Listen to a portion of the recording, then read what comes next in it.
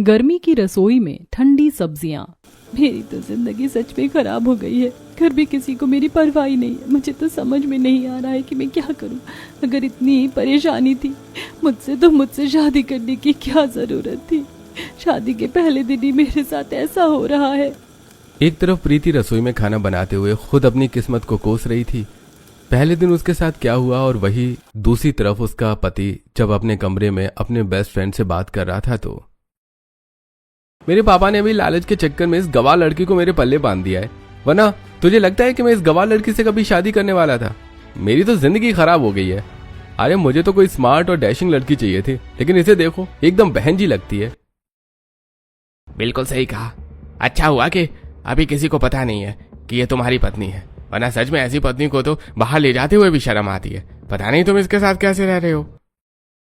ये तो कुछ भी नहीं, अभी तो प्रीति को बहुत कुछ बर्दाश्त करना है।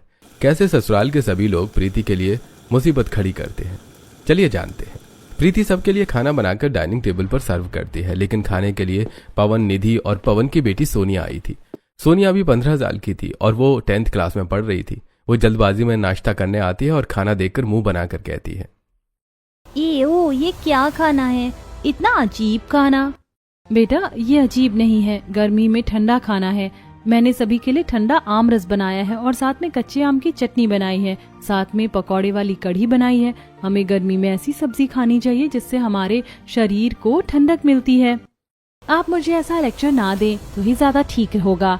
मुझे ये सब खाने में बिल्कुल भी पसंद नहीं है। मेरा तो सारा मूड खराब हो गया। सोनिया, ये तुम अपनी चाची से कैसे बात कर रही हो? मैंने भला क्या गलत बात की है पापा? मैं तो बस जनरली एक बात कह रही हूँ कि मुझे ऐसी सब्जी खाना पसंद नहीं है। मैं तो जा रही हूँ स्कूल, और आगे से आप मेरे लिए ऐसा खाना प्लीज मत बनाना। इससे अच्छा तो सैंडविच बना देती तो मैं वही खा लेती। इतना कहकर सोनिया वहां से मुंह बनाकर चली जाती है। तब पवन शर्मिंदा होकर कहता है, मुझे माफ करना प्रीति, लेकिन आजकल पता नहीं सोनिया को क्या हो रहा है। वो जैसे बड़ी हो रही है थोड़ी बदतमीज होती जा रही है। कोई बात नहीं भैया, इस उम्र में बच्चे थोड़े हटी हो ही जाते हैं, लेकिन अभी तक कोई भी नाश्ता करने नहीं आया है। कोई आएगा भी नहीं। किसी को भी साथ बैठकर नाश्ता करने की आदत नहीं है। हर किसी को बस अपने कमरे में अलग नाश्ता चाहिए। ये बात सुनकर प्रीति और हैरान हो जाती है। तभी वहां पर शांति की आवाज आ जाती है और वो अपने कमरे से चिल्लाकर कहती है, अरे प्रीति बहू, हमारा नाश्ता कहाँ है? अभी तक कमरे में नहीं आया। वहीं दूसरी तरफ डाइनिंग टेबल पर बैठा पवन कहता है, देखा, मैंने कहा था ना। ठीक है भैया, आप खा लीजिए, मैं सबको नाश्ता देने चली जाती हूँ। अब प्रीति नाश्ता लेकर सबसे पहले शांति और रमेश के कमरे में जाती है, लेकिन जैसे ही वो नाश्ता देखती है तो मुंह बना लेते हैं।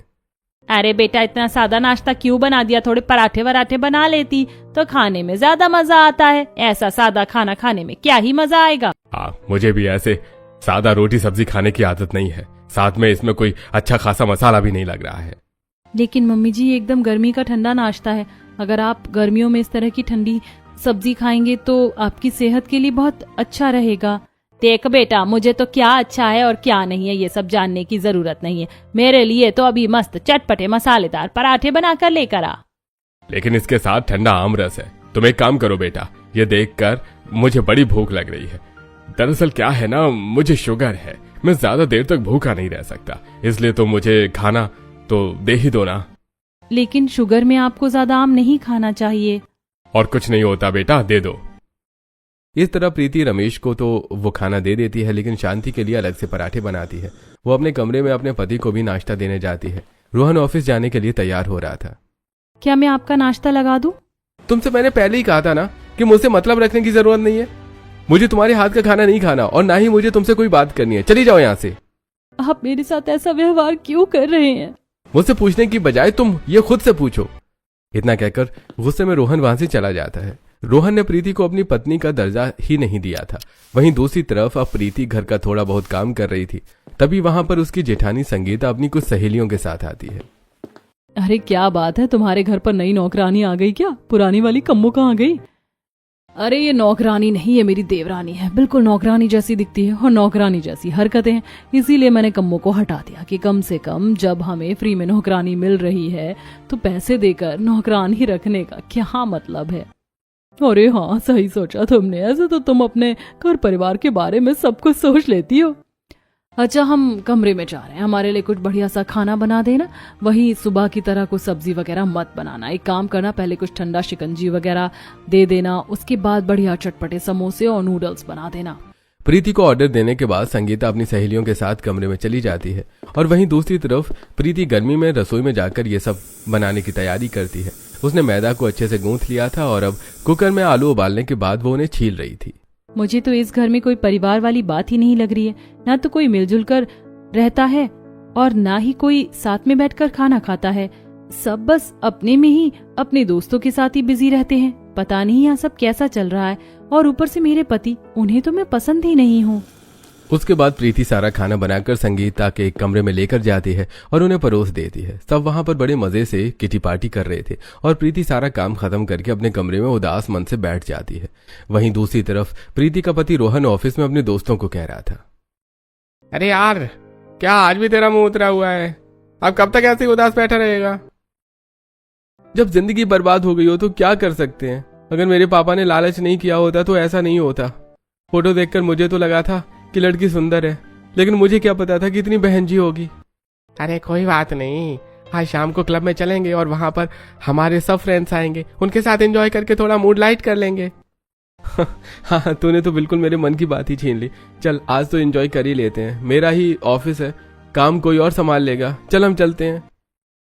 अब शाम को रोहन जल्दी ही अपने दोस्तों के साथ क्लब में चला जाता है और वहां पर ड्रिंक करके बहुत एंजॉय करता है। अरे रोहन, तुम भी क्या करते हो? अब तो आधी रात हो गई, तुम्हारी पत्नी घर पर इंतजार करती होगी। अरे तो उसको किसने कहा है मेरा इंतजार करने को? मैं तो अपने दोस्तों के साथ एंजॉय करूंगा।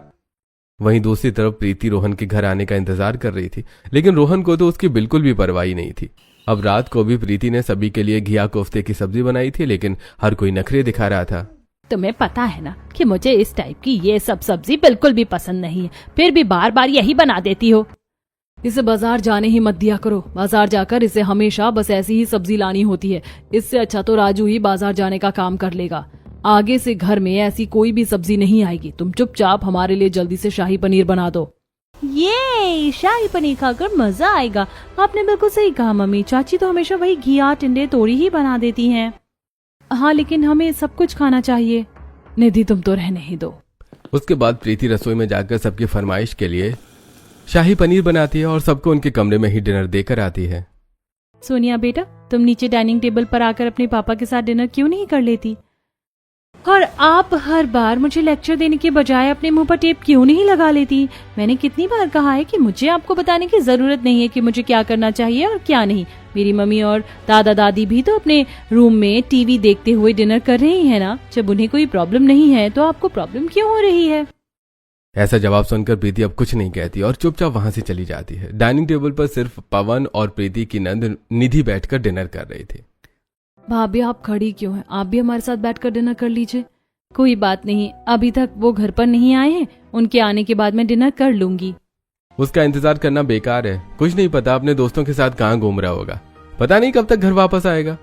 अरे तुम इतना ध्यान मत दो, खाना खा लो। कोई बात नहीं भैया, थोड़ी देर और इंतजार कर लेती हूँ, उसके बाद खाना खा लूंगी। वैसे भाभी, मानना पड़ेगा, आपने कच्चे आम की चटनी बहुत स्वादिष्ट बनाई है और इसके साथ ये घिया कोफ्ते और ठंडी आम रस, मजा आ गया। शरीर को एकदम ठंडक मिल गई। हाँ निधि, ये सब सब्जी गर्मी में खाने के लिए बहुत ठंडी होती हैं और गर्मी में सेहत के लिए बहुत अच्छी भी होती हैं, क्योंकि गर्मी में पेट खराब होने के चांसेस बहुत ज्यादा होते हैं। इसीलिए हमें इस टाइप की ठंडी और हल्की सब्जी खानी चाहिए। हाँ, आज मुझे खाना खाकर अच्छा लग रहा है। अब से आप मेरे लिए ऐसा ही खाना बनाना। इस तरह प्रीति रोहन के आने का इंतजार करती है और वो आधी रात को घर वापस आता है। रोहन नशे में बिल्कुल धुत हो रखा था। प्रीति रोहन को संभालने की कोशिश कर रही थी। वो जैसे तैसे रोहन को कमरे तक लाती है और वहां आते ही रोहन प्रीति को धक्का मार देता है। हट, मुझे पकड़ने की जरूरत नहीं है, मैं अपना ध्यान खुद रख सकता हूँ। आप इतनी ज्यादा ड्रिंक क्यों करके आए हैं और आप इतनी रात तक कहाँ थे? तो उससे कितनी बार कहेंगे मेरे मामले में इंटरफेयर मत किया कर। मैं चाहे कहीं पर भी जाऊं और कुछ भी करूं, तुझे उससे क्या? तभी रोहन को बहुत ज्यादा वॉमिट होने लगती है, क्योंकि उसने आज कुछ ज्यादा ही ड्रंक कर ली थी। तब प्रीति वहां पर सब कुछ साफ करती है और रोहन के कपड़े बदलवा कर उसे बिस्तर पर लिटा देती है। रोहन की हालत खराब होने पर प्रीति उसका ध्यान रखती है, लेकिन रोहन को प्रीति से कोई फर्क नहीं पड़ रहा था। इस तरह यूं ही दिन गुजर रहे थे। अगले दिन जब राजू सब्जी लेकर आता है तो अरे भैया, अब बाकी घिया, तोरी, भिंडी ये सब सब्जी क्यों नहीं लेकर आए हैं? छोटी मालकिन, आपको तो पता है कि बड़ी मालकिन ने इस तरह की सब्जी लाने के लिए बिल्कुल मना कर दिया है। उन्होंने मुझे जो लिस्ट बना कर दी थी, मैं तो उसके हिसाब से लेकर आ गया। इतना कहकर राजू वहां से चला जाता है और अपने घर के बाकी काम करने लगता है। वहीं दूसरी तरफ प्रीति जब रसोई में खाना बनाने जाती है तो वो उदास हो जाती है। मुझे तो इसी तरह की ठंडी सब्जी खाना बहुत पसंद है। इसमें तो बस आलू, टमाटर और प्याज, पनीर यही सब है, लेकिन एक भी अच्छी सब्जी नहीं है। अब प्रीति को मजबूरन आज फिर से पनीर और दाल मखनी बनानी पड़ती है। साथ में वो उसमें बहुत ज्यादा मसाले डालती है, क्योंकि घर वालों को काफी मसाले वाले ही खाना पसंद आता था। जब प्रीति आज रमेश को खाना देती है तो, बेटा, आज तूने खाने के साथ आमरस और बाकी कोई बढ़िया सब्जी नहीं बनाई? पापा जी, उस तरह की ठंडी सब्जी घर में लाने से मना कर दिया गया है और कहा है कि इस तरह का मसालेदार और चाइनीज फूड ही बनाना है। पता नहीं क्यों, लेकिन उस खाने में मुझे स्वाद आता है और साथ में पेट काफी हल्का भी लगता है। हाँ पापा जी, उस तरह की सब्जी तो गर्मियों में खाने के लिए बहुत अच्छी होती है। उनसे हमारा पेट और शरीर भी ठीक रहता है। इतना कहकर प्रीति वहां से आ जाती है। यूं ही दिन गुजर रहे थे। एक दिन प्रीति आंगन में लगे अमरूद के पेड़ को देखती है, जो पूरी तरह से सूख चुका था। ये पेड़ तो पूरी तरह खराब हो चुका है। यहाँ पर गार्डन में कितने सारे पेड़ पौधे लगे हुए हैं, लेकिन किसी का भी ठीक से ध्यान नहीं दिया जाता। लगता है मुझे ही कुछ करना होगा। अब संगीता ने जानबूझकर घर में शेफ को तो हटा दिया था और रसोई की सारी जिम्मेदारी प्रीति को दे दी थी। अब साथ में प्रीति आंगन का भी ध्यान रखने लगी, जहां पर बहुत सारे पेड़ पौधे थे जो पूरी तरीके से खराब हो चुके थे। उन्हें प्रीति हटा देती है और जो बाकी बचे होते हैं उन्हें अच्छे से पानी देकर उसमें खाद वगैरह मंगवा कर डाल देती है। अब तुम देखना, जल्दी से तुम बड़ी हो जाओगे और अब तुम बिल्कुल ठीक हो जाओगे। इस तरह प्रीति उस पेड़ से बात करती है। तभी सामने से प्रीति की पड़ोसन कहती है, प्रीति बेटा, तुम तो हर रोज इन पेड़ पौधों को बिल्कुल अपने बच्चों की तरह ध्यान रखती हो। जी आंटी जी, क्योंकि पेड़ पौधे भी हमारी बात सुन सकते हैं और अगर हम उन्हें पॉजिटिव एनर्जी देंगे तो ये सब बहुत अच्छे से उगेंगे। कोई भी चीज है, अगर उसे हम प्यार और पॉजिटिविटी देंगे तो वो उतनी ज्यादा अच्छे से बढ़ेगी। बेटा, ये बात तो तुमने बहुत अच्छी कही है। अब से मैं भी इस बात का ध्यान रखूंगी। अब यूं ही दिन गुजर रहे थे। एक दिन प्रीति घर पर सारा काम कर रही थी। वो शाम को पेड़ पौधों में पानी दे रही थी। तब वो देखती है कि सोनिया अपनी उम्र से बड़े कुछ दोस्तों के साथ गाड़ी से उतरती है। अच्छा ठीक है गाइस, अब मैं तुमसे शाम को ट्यूशन पर मिलूंगी। इतना कहकर सोनिया उनसे अलविदा कहकर घर में अंदर आ जाती है। तो प्रीति आंगन में रोक कर उसे कहती है, सोनिया, ये लोग कौन है? ये तो तुम्हारे स्कूल के फ्रेंड्स नहीं लग रहे हैं। ओह नो, फिर से वही लेक्चर शुरू हो गया। मैंने आपको कितनी बार कहा है कि मेरी लाइफ में इंटरफेयर करने की जरूरत नहीं है। आप अपने काम से मतलब क्यों नहीं रखती हैं? हर बार मुझे टोकना शुरू कर देती है। लेकिन बेटा, मैं तुम्हारी भलाई के लिए कह रही हूँ। मुझे ये लोग कुछ ठीक नहीं लग रहे हैं। ओहो, आपके ठीक लगने ना लगने से मुझे कोई फर्क नहीं पड़ता। अगर मुझे और टोका तो देख लेना, अच्छा नहीं होगा। इतना कहकर सोनिया गुस्से में वहां से चली जाती है। और शाम को जब संगीता को ये बात पता चलती है तो वो प्रीति के पास गुस्से में आती है। मैंने तुमसे कितनी बार कहा है कि मेरी बेटी की लाइफ में इंटरफेयर करने की जरूरत नहीं है, लेकिन तुम हर बार उसे रोक टोक करना शुरू कर देती हो। कभी उसके कमरे में डिनर करने को लेकर बातें बोलती हो और कभी उसके दोस्तों को लेकर। लेकिन दीदी, मैं तो बस सोनिया का भला चाहती हूँ। मुझे वो लोग कुछ ठीक नहीं लग रहे थे। ऊपर से वो सोनिया से कुछ ज्यादा ही बड़े हैं, तो हमें अपनी हम उम्र के ज्यादा बच्चों के साथ नहीं रहना चाहिए, खासकर इस एज में तो बिल्कुल भी नहीं। मुझे अच्छे से पता है कि अपनी बच्ची को कैसे रखना है और कैसे नहीं। इसीलिए तुम सिर्फ अपने ऊपर ध्यान दो और मेरी बेटी को आगे से कुछ बोलने की जरूरत भी मत करना। इतना कहकर संगीता वहां से चली जाती है। वहीं दूसरी तरफ प्रीति का पति रोहन भी उसे ठीक से बात नहीं करता था। प्रीति को बहुत अकेला लगता था। एक दिन उसके पिता का कॉल आता है। बेटा, तुम कैसी हो? तुम ठीक तो हो ना? हाँ पापा, मैं बिल्कुल ठीक हूँ। बेटा, तुम्हारी आवाज से तो नहीं लग रहा है कि तुम ठीक हो। कुछ नहीं पापा, मैं बिल्कुल ठीक हूँ। बस मुझे वहाँ की थोड़ी याद आ रही है। यहाँ थोड़ा मन नहीं लग रहा। वहाँ आपके साथ खेत पर जाकर थोड़ी खेती बाड़ी करती थी, सब्जी उगाती थी, तो बस उन्हीं पलों को याद कर रही हूँ। कोई बात नहीं बेटा, जब भी मन भर जाए तो यहाँ वापस आ जाना। मुझे बता देना, मैं तुम्हें लेने आ जाऊंगा। अब प्रीति अपने पापा को क्या क्या बताती कि वो अपने ससुराल में बिल्कुल भी खुश नहीं है, लेकिन प्रीति सब कुछ चुपचाप बर्दाश्त कर रही थी। उसे घर में बहुत अकेलापन होता था, इसलिए वो अब घर में ही पेड़ पौधों को उगाना शुरू कर देती है, जिससे उसका थोड़ा टाइम पास हो जाता था। अब तो मैंने घिया, तुरई, टिंडे सब लगा दिया है। अब मुझे किसी को कुछ नहीं बोलना होगा। घर में ही उगाकर अपने लिए तो कम से कम मैं अपनी पसंद की सब्जी बना पाऊंगी। इस तरह प्रीति अपने उगाए हुए पौधों का बहुत अच्छे से ध्यान रख रही थी। एक दिन रोहन की तबीयत कुछ ज्यादा खराब हो जाती और उसे बहुत ज्यादा तेज बुखार था। तब प्रीति उसके लिए हेल्दी खाना लेकर आती है। ये सब क्या है? तुम्हें पता है ना मुझे इस टाइप का खाना पसंद नहीं है। हाँ मैं जानती हूँ, लेकिन अभी आपकी तबीयत खराब है, इसीलिए आपको हल्का खाना ही खाना चाहिए, इससे आपको आराम मिलेगा। हाँ रोहन, ज्यादा बच्चों की तरह जिद करने की जरूरत नहीं है, जो बनाए चुपचाप खा लो। अब अगले कुछ दिनों तक प्रीति रोहन का बहुत अच्छे से ध्यान रख रही थी। वो बीच बीच में उसके लिए फ्रूट लेकर आती थी, तो कभी कोई जूस लेकर आती, उसे एकदम टाइम पर दवाई देती, साथ ही वो बुखार में उसको ठंडी पट्टी भी करती थी। प्रीति उसका बहुत अच्छे से ध्यान रखती है। वहीं दूसरी तरफ वो घर के बाकी सदस्यों का भी इस तरीके से ही ध्यान रख रही थी। हर किसी का समय पर लंच पैक करना, हर किसी को समय पर खाना देना, गर्मी में सभी के लिए अलग तरह तरह के शेक और जूस बनाने के साथ ही सबको ठंडी सब्जियां भी बनाकर खिलाती है। वैसे तुम तो हमारा बहुत अच्छे से ध्यान रखती हो, इतनी सारी अच्छी अच्छी चीजें बनाती हो, इतना ठंडा ये बेल का जूस है, मुझे तो ये दूध में और भी ज्यादा स्वादिष्ट लगता है। और मुझे तो बहू के हाथ का ये सादा खाना बहुत ज्यादा अच्छा लगने लगा है, इसे खाकर तो मजा आ जाता है। बाकी सब तो ठीक है, लेकिन टिंडे तोरी की सब्जी मुझे बिल्कुल अच्छी नहीं लगती। अरे भाग्यवान, एक बार खाना शुरू करोगे तो शुरू में थोड़ा अजीब लगेगा, लेकिन उसके बाद देखना तुम्हारा शरीर भी हल्का हो जाएगा। पहले मेरे पेट में हमेशा अग्नि बनी रहती थी, लेकिन अब बिल्कुल ठीक रहती है। मेरा तो शुगर भी कंट्रोल रहने लगा है। अब तुम खाओगे तो तुम्हारा बीपी भी ठीक हो जाएगा। मम्मी जी, खाने पीने से बहुत फर्क पड़ता है। हमेशा पराठे, ऑयली और इतना मसालेदार खाना खाना हमारे लिए बिल्कुल भी अच्छा नहीं होता। हमें सीजन के हिसाब से खाना खाना चाहिए। अब प्रीति घर का बाकी सारा काम खत्म करती है और देखती है कि रोहन भी ऑफिस चला गया है। तब अरे, ये तो बिना बताए ऑफिस चले गए।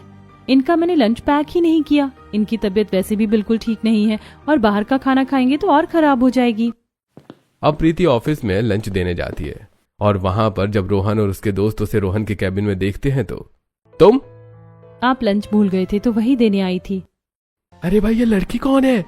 रोहन को बहुत ज्यादा शर्मिंदगी हो रही थी। अरे कुछ नहीं, मेरी काम वाली है, लंच यहाँ रख दो और यहां से जाओ। रोहन के इस व्यवहार से प्रीति को बहुत बुरा लगता है और उसकी आंखों में आंसू आ जाते हैं। तब वो रोते हुए वहां से चली जाती है। जब वो रास्ते से घर आ रही थी तो मुझे नहीं लगता कि कभी भी हमारा रिश्ता सुधरने वाला है। मैंने अपनी तरफ से पूरी कोशिश कर ली। तब प्रीति आंसू पोंछ लेती है और देखती है कि सोनिया अपने कुछ बड़े दोस्तों के साथ जा रही थी। सोनिया को ऐसे बच्चों के साथ नहीं घूमना चाहिए, लेकिन कोई भी मेरी बात सुनने को तैयार ही नहीं है। अब मैं करूँ तो क्या करूँ? इतना कहकर प्रीति घर वापस आ जाती है। अब घर आकर वो अपने काम में फिर से ध्यान लगाती है। घर में तो हर कोई अपने दोस्तों और अपने अपने के काम में बिजी रहता था। प्रीति ने अब अपने पेड़ पौधे लगाकर उन्हीं से अपनी एक छोटी सी दुनिया बसा ली थी। जब पौधे उगना शुरू हो जाते हैं और उन पर सब्जी लग जाती है तो बहुत गर्मी है ना, इसीलिए तुम्हें और पानी दे रही हूँ। देखो तो जरा, बैंगन और शिमला मिर्च कितनी प्यारी आई है। टिंडे भी लगना शुरू हो गए हैं। तुम्हें देखकर ही मेरा मन थोड़ा शांत हो जाता है। घर में फसल देखकर रमेश को भी बहुत अच्छा लगता है और वो खुश होकर कहता है, मुझे तुम पर गर्व है, तुमने सही साबित कर दिया कि मेरी पसंद बिल्कुल सही थी। लेकिन प्रीति बहुत उदास थी और उसे उदास देखकर रमेश समझ जाता है। तुम्हारे पिता मेरे बहुत पुराने दोस्त हैं और हमने बहुत पहले तय किया था कि हम दोनों बच्चों की शादी करेंगे। मुझे सच में नहीं पता था कि रोहन तुम्हारे साथ ऐसा व्यवहार करेगा। अगर पता होता तो तुम्हारी उससे कभी शादी नहीं करवाता। मुझे माफ कर देना बेटा। कोई बात नहीं पापा जी, आपको माफी मांगने की जरूरत नहीं है, क्योंकि इसमें आपकी कोई भी गलती नहीं है।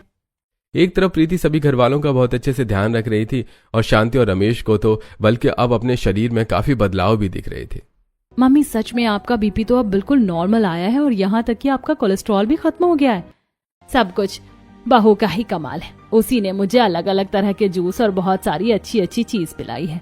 अब मैंने नॉर्मल खाना खाना शुरू कर दिया है। पहले तो हैवी खाना खाकर हर रोज गैस का कैप्सूल लेना पड़ता था। पेट में एसिडिटी, अग्नि और पता नहीं क्या क्या होता रहता था। अब तो मुझे बहुत अच्छा लगता है। सब कुछ भाभी का ही कमाल है। लेकिन वहीं दूसरी तरफ रोहन प्रीति के साथ बिल्कुल भी खुश नहीं था। एक दिन रोहन अपने बेस्ट फ्रेंड की शादी में जाता है। कांग्रेचुलेशंस ब्रदर, हाँ तुझे आखिर तेरी पसंद की लड़की मिली गई। भाभी जी तो एकदम स्टाइलिश लड़की है और मेरी बीवी, मेरी वाली बीवी को तो देखो। अरे तो तुझे किसने कहा है कि वहीं पर अटकने के लिए? पायल तुझे बहुत पसंद करती है, बिल्कुल तेरे टाइप की है। अपनी पत्नी को तलाक दे दे और उससे शादी कर ले। रोहन को रजत का आइडिया बहुत अच्छा लगता है और वो इस बारे में सोचता है। और वहीं दूसरी तरफ एक दिन सोनिया बहुत ज्यादा परेशान होकर संगीता से कहती है, मम्मी, मुझे आपसे कुछ बात करनी है। बेटा अभी नहीं, अभी तो मैं किटी पार्टी में जा रही हूँ, बाद में आकर तुमसे बात करूंगी। इतना कहकर संगीता वहां से चली जाती है और सोनिया परेशान होकर अपने कमरे में रो रही थी। ये सब प्रीति ने देख लिया था, इसलिए जब प्रीति उसे जूस देने जाती है तो उसे परेशान देखकर कहती है, अरे सोनिया क्या हुआ, तुम रो क्यों रही हो? ये देखो चाची, कुछ लोगों ने मेरी नकली वीडियो बनाकर मुझे फॉरवर्ड किया और मेरे साथ स्कैम हो गया है और मुझसे बहुत सारे पैसे मांग रहे हैं, लेकिन मेरे पास पैसे नहीं है। सब कुछ खराब हो गया चाची, मेरी पूरी लाइफ खराब हो गई। अब कुछ नहीं हो सकता। मम्मी पापा भी मुझे बहुत डांटेंगे। इसमें दिखाया है कि मैं ड्रिंक कर रही हूँ, लेकिन मैंने कभी ऐसा नहीं किया। कोई बात नहीं, कुछ नहीं होगा, मुझ पर भरोसा रखो। अभी प्रीति सबसे पहले जाकर ये बात पवन को बताती है और वो परेशान हो जाता है।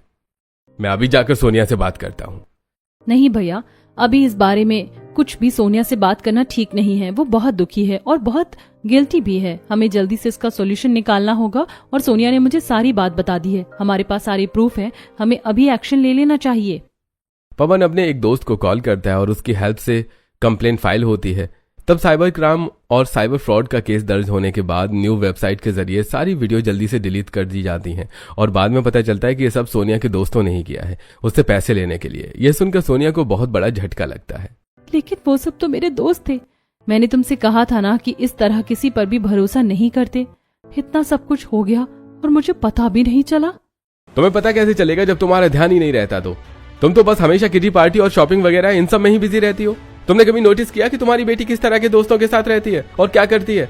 तुमने उसे पूरी आजादी दी है और प्रीति ने तुम्हें जितनी बार सचेत करने की कोशिश की उतनी बार तुमने उसे डांट दिया। अगर प्रीति ने समय पर सोनिया से बात नहीं की होती तो पता नहीं ये बात हमारे सामने आती भी या नहीं। संगीता को अपनी गलती का एहसास होता है। आप बिल्कुल सही कह रहे हैं, मुझे माफ कर दीजिए। मुझे ऐसा नहीं करना चाहिए था। और प्रीति, तुम भी मुझे माफ कर दो। कोई बात नहीं दीदी, मुझसे माफी मांगने से ज्यादा आप सोनिया पर ध्यान दीजिए। ये उम्र का पड़ाव कुछ ऐसा ही होता है। ऐसे में कुछ दोस्ती और सभी चीजें बच्चों के लिए बहुत खतरनाक हो सकती हैं। इसीलिए हमें बच्चों पर ध्यान देना चाहिए और उन्हें अकेला नहीं छोड़ना चाहिए। अब इन सब चीजों के बाद संगीता सब चीजों पर ध्यान देती है और अब वो बाहर पार्टी करने से ज्यादा घर में सोनिया पर ज्यादा फोकस करती है। एक तरफ अब पूरा परिवार साथ बैठकर फिर से डिनर और नाश्ता करने लगता है। कितने दिनों बाद हम सब साथ बैठकर नाश्ता कर रहे हैं, कितना अच्छा लग रहा है। हाँ, हमने इन पलों को बहुत ज्यादा मिस किया था। हर कोई अपने अपने कामों में इतना बिजी ज्यादा रहता था कि एक दूसरे को समय ही नहीं देता था। बिल्कुल, मैं भी अपने कमरे में या फिर अपने दोस्तों के साथ बाहर जाकर डिनर कर लेती थी, जिसकी वजह से वही चीज सोनिया भी अपना रही थी। बिल्कुल जैसा माता पिता करते हैं वैसा ही बच्चों पर असर पड़ता है। चाची, आपकी आम की चटनी और आमरस तो सच में बहुत अच्छा है। ये तो खाने में बहुत स्वादिष्ट लग रहा है। हाँ, ये खाना इतना भी बुरा नहीं है जितना मैं पहले बहुत ज्यादा सोचती थी। अरे भाभी, छोटी भाभी तो एकदम शेफ है, शेफ। पहले हमारा खुद भी इतना अच्छा खाना नहीं बनता था जितना अच्छा भाभी बनाती हैं। यहाँ तक कि भाभी ने तो गर्मी की ठंडी सब्जी भी घर में ही उगाना शुरू कर दिया है। इस तरह सभी खुश हो जाते हैं। घर में बाकी सब चीजें तो ठीक हो गई थी, लेकिन एक चीज थी जो अभी ठीक होना बाकी थी। रोहन पायल को लेकर घर आता है। अरे बेटा, किसे लेकर आया है? मम्मी, ये आपकी होने वाली नई बहू है। ये बात सुनकर सबके पांव तले जमीन खिसक जाती है। अरे तुझे शर्म नहीं आती ऐसा बोलते हुए? ये भला कैसा भद्दा मजाक है? पापा, ये मजाक नहीं है, ये हकीकत है। पहले मेरी जिंदगी में कोई नहीं था तो मैंने आपकी पसंद से शादी कर ली, लेकिन मुझे ये बिल्कुल भी पसंद नहीं है। मैं अब पायल को पसंद करता हूँ और इसी से शादी करना चाहता हूँ। मुझे प्रीति से तलाक चाहिए। अरे तुझे शर्म आनी चाहिए ऐसी बातें करते हुए। तू ऐसा कैसे कर सकता है? हाँ बिल्कुल, तेरी मर्जी के मुताबिक यहाँ कुछ भी नहीं चलेगा। अभी के अभी प्रीति से माफी मांग। मैं माफी नहीं मांगूंगा। रोहन, रुक जाइए पापा जी, वैसे भी ये रिश्ता कभी शुरू हुआ ही नहीं था। जब इन्हें मेरे साथ रहना पसंद ही नहीं है और इन्हें कोई और पसंद है तो साथ रहकर कोई फायदा नहीं और इस रिश्ते का कोई अस्तित्व ही नहीं। मुझे मंजूर है। प्रीति रमेश की बात को बीच में काट कर ऐसे कहती है और वहां से रोते हुए चली जाती है और अपना बैग पैक करके अगले ही दिन अपने मायके चली जाती है। वहीं दूसरी तरफ रोहन और पायल अपनी शादी की तैयारी कर रहे थे। एक दिन पायल कहती है, अच्छा रोहन, हम शादी के बाद कौन से घर में रहेंगे? इससे बड़ा बंगला होगा ना वो? हम तो इसी घर में रहेंगे। बिल्कुल नहीं, मैं शादी के बाद तुम्हारे परिवार के साथ नहीं रह सकती। हम अपना अलग से घर बसाएंगे। ये सब सुनकर रोहन को बहुत अजीब लगता है। इस तरह पायल रोहन से बहुत सारे पैसे भी ले लेती है। यहाँ तक कि एक दिन रोहन जब पायल से मिलने जा रहा था तो उसे चोट लग जाती है और वो लड़खड़ाता हुआ पायल के पास जाता है। मुझे पैर में थोड़ी चोट लग गई है, इसलिए मैं लेट हो गया। तुम्हारा तो हर बार का यही है, चोट लग गई तो मैं क्या करूं? मुझे जल्दी पैसे दो, मुझे शॉपिंग पर जाना है। रोहन नोटिस कर रहा था कि पायल उससे ज्यादा उसके पैसों को महत्व दे रही थी, जबकि अब उसे प्रीति की याद आ रही थी कि वो किस तरह उसका ध्यान रखती थी। रोहन को ऐसा लग रहा था कि जैसे वो एक बहुत टॉक्सिक रिलेशन में है। एक दिन तब रोहन के पास लॉयर आते हैं। आप जल्दी से डिवोर्स पेपर पर साइन कर दीजिए, आपका काम जल्दी ही हो जाएगा। मैं आज ही आपकी पत्नी के साइन भी ले आऊंगा। रोहन डिवोर्स पेपर लेता तो है, बट उसका साइन करने का मन नहीं करता। मुझे अभी थोड़ा टाइम चाहिए, मैं आपको बाद में बता दूंगा। ठीक है, लेकिन आपको एक सलाह देना चाहूंगा। अगर आपने इस बारे में सोचा है तो आप तलाक नहीं देना चाहते। मेरे हिसाब से कुछ बिगड़ा नहीं है, आपको माफी मांग लेनी चाहिए। वो रोहन के पर्सनल और बहुत पुराने लॉयर थे, इसलिए वो रोहन को ऐसी सलाह देकर जाते हैं। दूसरी तरफ रोहन भी इन सब चीजों के बारे में सोच रहा था कि किस तरह अगर रोहन को थोड़ा सा भी कुछ हो जाता था तो प्रीति रात भर जागकर उसका ध्यान रखती थी, जबकि रोहन ने कभी उसके साथ अच्छा भी नहीं किया। तब रोहन के पास पायल का कॉल आता है। तुम अब तक यहाँ पर मुझे लेने क्यों नहीं आए हो? मैं धूप में परेशान हो रही हूँ। तुम जैसी चुड़ैल को लेने में नहीं आने वाला, जा रहा हूं अपनी पत्नी को लेने। ऐसा कहकर रोहन कॉल कट कर देता है। उसके बाद पायल का मुंह बन जाता है। उसके बाद रोहन बिना कुछ देरी किए प्रीति के घर जाता है, जहां पर प्रीति बाहर अपनी कुछ सहेलियों के साथ हंस रही थी। पहली बार रोहन ने प्रीति को इतना खुश देखा था। वो उसके पास जाता है। आपको यहाँ आने की क्या जरूरत थी? डाइवोर्स पेपर भिजवा देते, मैं साइन कर देती। मुझे माफ कर दो प्रीति, मैं यहाँ पर डिवोर्स पेपर देने नहीं आया हूँ, मैं तुमसे माफी मांगने आया हूँ। मैंने तुम्हारे साथ बहुत गलत किया है। मुझे तुम्हारे प्यार का अब एहसास हुआ है। मैं तुम्हारे बगैर नहीं रह सकता। आज तुम्हारे चेहरे की खुशी देखकर मुझे बहुत अच्छा लगा। आज एहसास हुआ कि मैं तुम्हें सिर्फ दुख दे रहा था। मैं बिल्कुल गधा था जो तुम्हारी जैसी अच्छी लड़की का दिल दुखाया। मुझे माफ कर दो। बिल्कुल सही समझा है कि आपने आज तक मुझे सिर्फ दुख दिया है, इसीलिए गलती से भी मत सोचना कि मैं आपको माफ कर दूंगी। मैं यहाँ पर बहुत खुश हूँ। मुझे अबला लड़की समझने की कोशिश मत करना। मैं आपसे तलाक के बाद बहुत खुश रह सकती हूँ, इसीलिए आप यहाँ से जाओ और डाइवोर्स पेपर भिजवा देना। प्रीति रोहन से बात भी नहीं करना चाहती थी, इसलिए वो उसको छोड़कर वहां से चली जाती है। तब रोहन घर आता है और उसकी उदासी देखकर घर वाले कहते हैं, लगता है बहू नहीं मानी, भैया को मनाना ही नहीं आया होगा। लगता है अब हम सबको ही इसकी मदद करनी होगी। अब अगले दिन पूरा परिवार प्रीति के घर जाता है और वहां पर जाकर माफी मांगता है। देखो प्रीति, इस गधे को माफ कर दो। हाँ बेटा, सच में इसे बहुत दुख है। हम सबको माफ कर दो, बल्कि हम सबकी भी गलती थी जो हमने पहले ध्यान नहीं दिया। हाँ बेटा, प्लीज हमें माफ कर दो और हमारे साथ चलो। संगीता धीरे से रोहन को इशारा करती है और कहती है, तुम क्या बैंड बाजा आने का इंतजार कर रहे हो? चलो जल्दी माफी मांगो। हाँ प्रीति, मुझे माफ कर दो। मम्मी जी, पापा जी, प्लीज प्रीति को समझाइए। मैं आज के बाद इसे बिल्कुल भी परेशान नहीं होने दूंगा और इसकी आंख में एक आंसू भी नहीं आने दूंगा। मेरा आपसे वादा है, अगर प्रीति कभी ऐसा होता है तो मेरी डंडों से पिटाई कर लेना। हाँ चाची, घर पर हर कोई फिर चाचू की पिटाई करेगा। काफी मनाने के बाद, अब घर वालों के समझाने के बाद, बेटा सबको अपनी गलती का एहसास है, तुम्हें इन्हें एक मौका और देना चाहिए। हाँ दामाद जी, लेकिन इस बार हमारी बेटी परेशान हुई तो इस बार हम नहीं छोड़ेंगे। शुक्रिया मम्मी जी, पापा जी, इस बार मैं आपको शिकायत का मौका नहीं दूंगा। प्रीति मान जाती है और रोहन को एक और मौका देने के लिए तैयार हो जाती है। उसके बाद सब घर वापस आ जाते हैं। अब प्रीति सभी के लिए बढ़िया नाश्ता बनाती है और हर कोई आज उसके हाथ का खाना खा रहा था और आज साथ बैठ कर सब नाश्ता कर रहे थे। मुझे नहीं पता था कि भिंडी और टिंडे भी इतने स्वादिष्ट हो सकते हैं। अरे भैया, भाभी की ठंडी रसोई में तो कुछ भी स्वादिष्ट हो सकता है। उन्होंने घर में इतनी स्वादिष्ट ठंडी सब्जी उगाई भी है, जैसे घिया, तोरी, टिंडे, बैगन, भिंडी, और ये सब हमें बनाकर हमेशा खिलाई भी है। अब तो हम पूरी गर्मी ठंडी सब्जी का मजा लेंगे, वो भी साथ मिलकर।